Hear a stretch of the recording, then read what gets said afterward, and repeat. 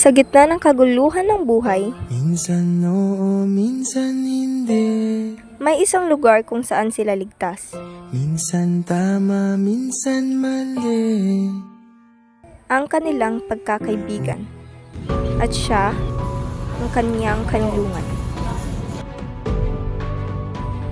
Ngunit, paano kung ang kanlungan na iyon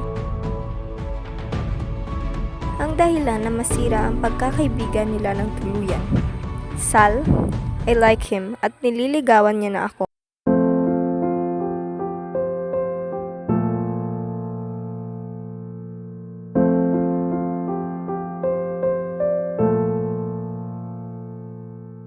Time, distance, silence. They can't break us. Their friendship was simple, pure, at walang complication. For Sal, mahalaga na masaya ang kaibigan niya na si Astral at ayaw niyang makita siyang nasasaktan. Pero,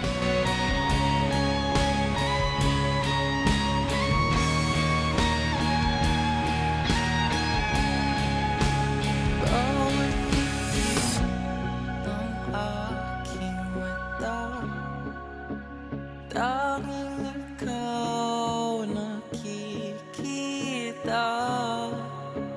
Utak ko ay puno-puno ng imahinasyon kasama ka. alam mo, Sal, I think I have a crush on Carlo. Na lang kung mapapasakin ka.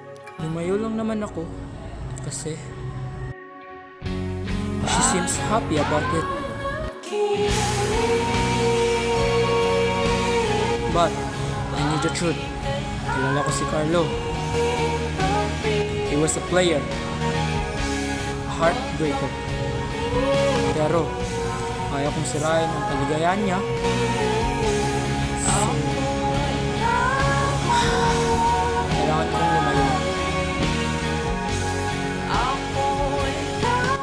They became officials. Everything seemed perfect. Until it wasn't.